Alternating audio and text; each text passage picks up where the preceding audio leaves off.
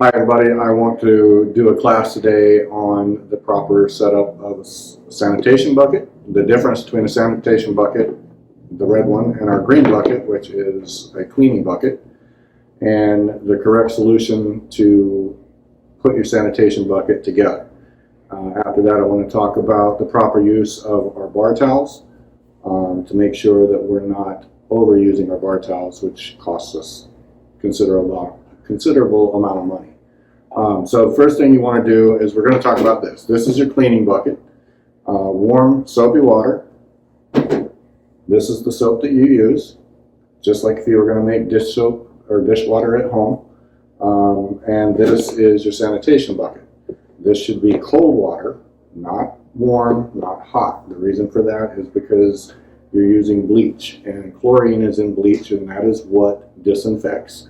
And heat evaporates the chlorine. So then you've got hot water that smells like bleach, but doesn't have chlorine, so it's not really sanitizing anything. So it's 1 capful of bleach per about 1 gallon of water. You want it to be about 200 parts per million, and 1 capful to this much water will get you there. Right now, during COVID, we're only using bleach. When we're not in COVID, then we will go back to the Ecolab chemicals that are pre-mixed, that's located in the dish pit. So, I'm going to make our sanitation bucket. First, I'm going to pour the water into a clean.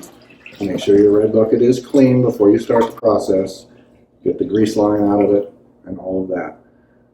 So we've got roughly 1 gallon of water in there. Be careful not to get this on your hands. Wear gloves if you need to. And 1 capful of bleach. That's all that's required. Put the lid back on securely. Put your chemicals back where they go. The next part is per person, or excuse me, per bucket, 2 towels. Okay? Get them in there, get them soaked. This is to sanitize all your surfaces that you work with daily, to include our tables for the residents. More bleach, the chlorine stays and then doesn't, it sanitizes, but then it's got so much chlorine that it sticks around, and if, say, a resident drops food on the table, it can be picked up on the food, and then they're ingesting that. So 200 parts per million, 1 capful per gallon. Okay? If ever you stick your hand in the water and pull it out and you feel slimy, that's your skin melting because you've got too much bleach. Okay, so that's one way to tell.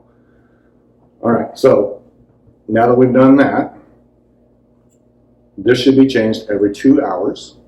Okay, and something that I noticed the other morning when I came in, I did a count.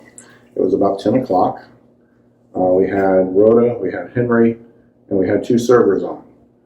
We'd gone through, from the time we opened until 10 o'clock when I checked, we had gone through 14 towels. That's a lot of towels.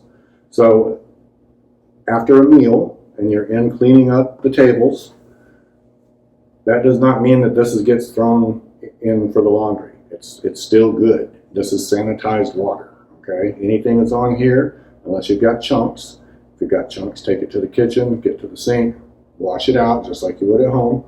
Bring it out, and then change your bleach water if needed, and then put it back in. And it's good for another 2 hours, okay? If you're working in the kitchen, this is more for the cooks, and you're, say, working with raw chicken, after you clean up your chicken, the chicken blood, chicken juice, then you want to change out your towel, okay, and your bleach bucket. If you're not doing that, and you're just out in the dining room, wiping down chairs and tables, there is no need to throw these out. Like I said, rinse them out, refresh your bleach bucket, and they're good to go for the next 2 hours. Okay? If you have to, for some reason, clean up any sort of bodily fluid out in the dining room with your sanitation towel, such as spit, urine, what have you, then obviously you want to go ahead and change that out. Blood, especially. But aside from that, just wiping down tables, cleaning off tables, chairs, definitely just rinse it out, refresh your bucket, and keep going. Do not need to send it to the laundry. Okay, so I hope that helps clear a few things up. Hopefully that'll help us save a little bit of money, and I look forward to doing the next training video. Thanks a lot.